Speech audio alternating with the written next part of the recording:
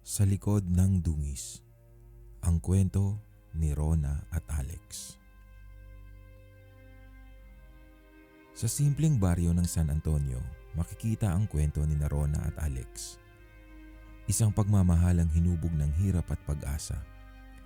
Hindi sila mayaman, pero puno ng saya ang bawat araw nila. Si Alex, isang simpleng karpintero, ay nagtatrabaho sa isang malaking bodega sa labas ng bayan. Pagmamay-ari ito ng makapangyarihang si Don Emilio, isang kilalang negosyante na iginagalang at kinatatakutan ng marami. Si Rona naman ay tindera ng prutas sa palengke at kahit kapos, sapat na ang pagmamahalan nila para mabuo ang kanilang mundo. Hanggang isang araw, nagliwanag ang kanilang buhay. Magiging tatay ka na, bulong ni Rona habang luhaan sa saya. Niyakap siya ni Alex ng ubod ng higpit at tila ayaw ng bitiwan. Ang pamilya natin, Rona, ito ang pinakamahalaga sa akin, sambit ni Alex. At hindi nila alam, isang unos na ang papalapit. Habang patuloy sa trabaho si Alex, napansin niya ang kakaibang kilos ng mga tao sa bodega. Madalas siyang makakita ng mga itinatagong bagahe, malaki, mabigat, at minsan nakakarinig siya ng mga impit na iyak mula sa loob ng mga truck na umaalis gabi-gabi. Isang gabi bago siya umuwi, hindi na niya napigilan ang kanyang kuryosidad.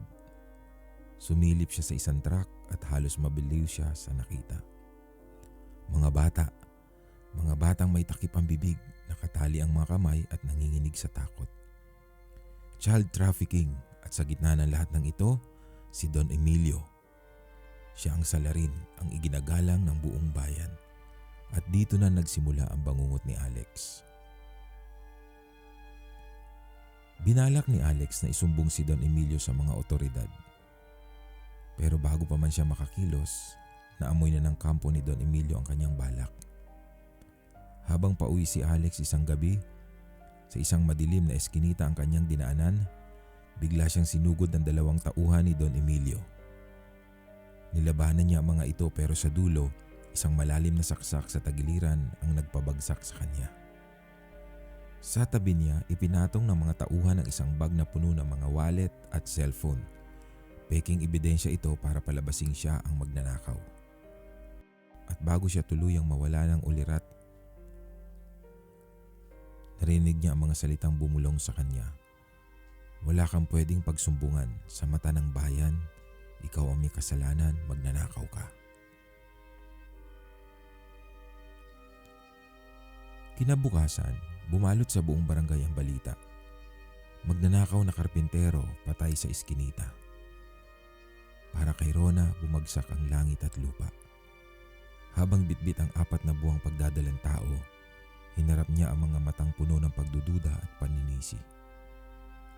Pero sa halip na sumuko, pinanghawakan niya ang pangako nila ni Alex, ang protektahan ang kanilang magiging anak at ang pangalan na lalaking pinakamamahal niya. Hindi tumigil si Rona. Kahit nag-iisa, nagsimula siyang mag-imbestiga. Isang araw, nakatagpo siya ng matandang kargador sa bodega, si Mang Temyong, na naglakas loob na magtapat. Anak, hindi magnanakaw si Alex. Alam niya ang kalakaran ni Don Emilio, kaya siya pinatahimik. Nanginig si Rona sa galit. Hindi lang hustisya para kay Alex ang laban niya ngayon, kundi para sa mga batang pinagsasamantalahan. Dala ang natuklasan, lumapit siya sa isang investigative journalist mula sa Maynila, si Mr. Joaquin, na matagal nang sumusubaybay sa mga iligal na operasyon sa kanilang bayan. Isang gabi, nagplano sila ng undercover operation para ilantad si Don Emilio. Nagkunwaring buyer si Mr. Joaquin at sa huli, nakuha nilang ebidensyang video. Mukha mismo ni Don Emilio sa aktong ibinababa ang mga batang biktima mula sa mga truck. Hindi nagtagal, sinalaki ng NBI ang compound ni Don Emilio. Nang ilabas ang mga bata at ebidensya, buong bayan ang nakasaksi sa kayupan ng taong minsang itinuring nilang amo. Napanood ni Rona mula sa gilid ng kalsada habang kinakaladkad si Don Emilio, nakaposas, puro galit ang mata at sa wakas nabigyan ng hustisya ang pagkamatay ni Alex. Pero bago pa siya ipasok sa police van, lumingon si Don Emilio kay Rona at sumigaw, "Hindi pa tayo tapos." Isang malamig na pangingilabot ang dumaan sa buong katawan ni Rona. Ngunit pinatibay siya ng diwa ni Alex sa kanyang puso. Makalipas ang ilang buwan, nanganak si Rona sa isang malusog na batang lalaki. Pinangalanan niya itong Alexis Emilio.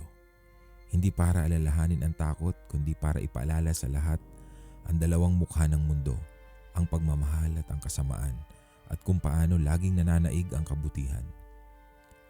Minsan, habang pinapatulog niya ang kanyang anak, ibinubulong niya sa hangin, "Alex, nakamit na natin ang hustisya. Ang pagmamahal natin, hindi nila kailanman maghagapi."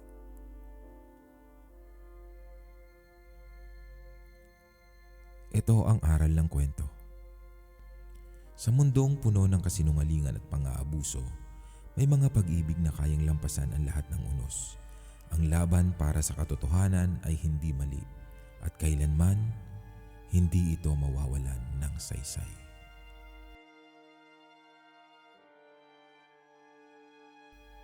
Subscribe na para sa mas maraming kwentong Pinoy.